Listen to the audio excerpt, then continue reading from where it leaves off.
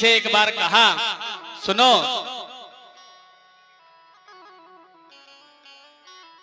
हमारे कहे से मान जाओ।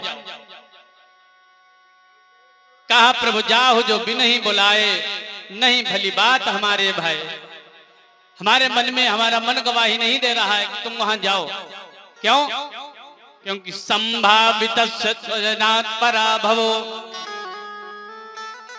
यदा सद्यो मरणाय कल्पते। यदि तुम वहां पर गई और तुम्हारे अपनों के द्वारा वहां पर तुम्हारा अपमान कर दिया गया, तो इतना ध्यान रखो, यदा सद्यो मरणाय कल्पते।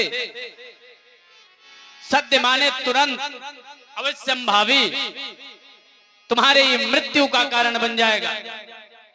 लेकिन सती फिर भी नहीं मानी। तो भगवान शिव जी ने बहुत समझाया, नहीं मानी। तो दिए मुख्य गण संग तब विदा कीनी त्रिपुरारी, ऐसा श्री रामचरितमानस में दिया गया।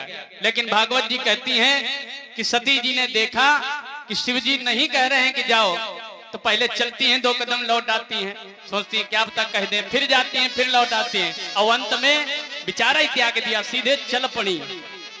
और शिव जी ने देखा कि सती अब जा रही हैं, नहीं मानेगी, तो 2-4 गण नंदी भृंगी आदि संग में दे दिए कि जो है साथ में चले जाओ, नहीं तो वहां लोग देखेंगे तो ये कहेंगे कि शिव और दक्ष का द्वेष था, लेकिन सती जी को अकेले भेज दिया, ये उचित नहीं है।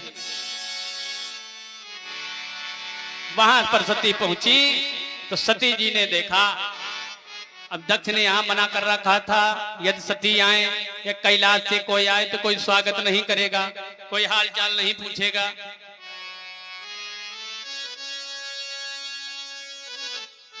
भगवान शिव ने अनुमान लगाया, भगवान की इच्छा है, कोई बात नहीं।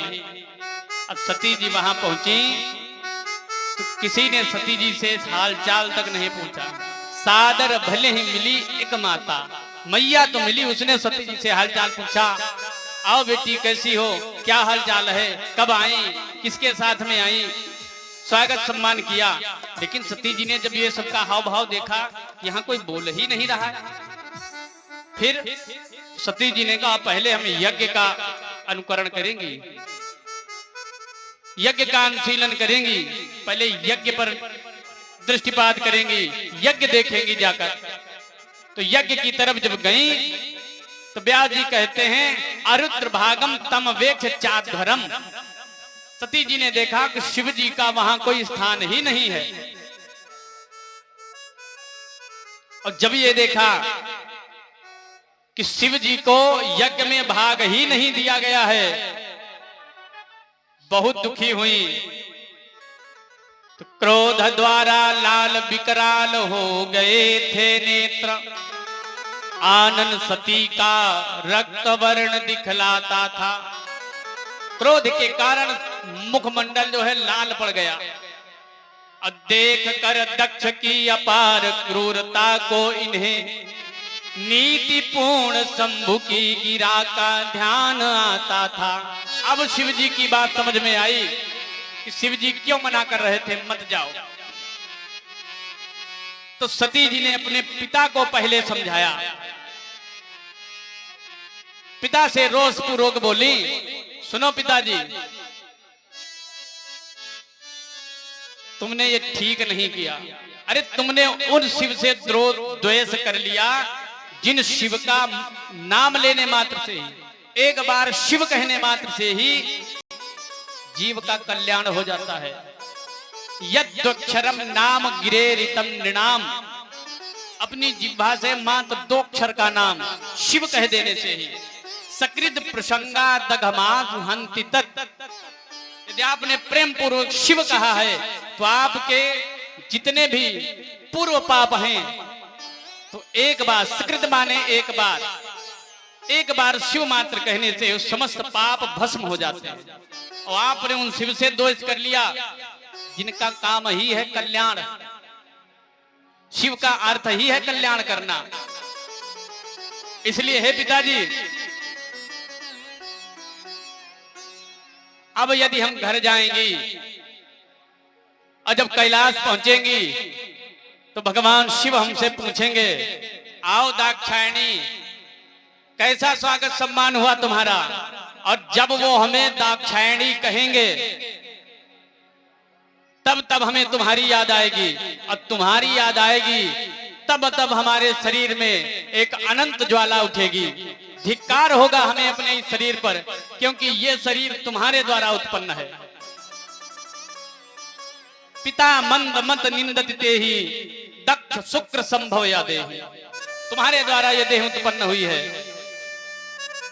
और तब हमारे पास भगवान शिव को कहने के लिए कोई शब्द नहीं होंगे। क्या कहेंगी हम उनसे कि हम तुम्हारा अपमान देखकर आई हैं, तुम्हें यज्ञ में भाग नहीं दिया गया, हमारा स्वागत सम्मान नहीं हुआ। क्या कहेंगी जाकर कैलाश हम वापस। इसलिए हे पिताजी, अब हम इस अपने शरीर का ही परित्याग कर देंगे। और ये कहकर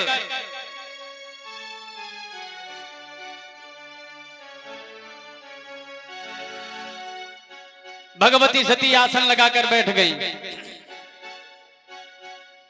व्यास जी कहते हैं, जब सती जी ने दक्ष से ये कहा कि ये कलेवर, ये शरीर तुम्हारे द्वारा उत्पन्न है और इसका हम त्याग कर देंगे, न धारी से स्थिति कंठ गरिणा, अब इसे हम धारण नहीं कर सकते,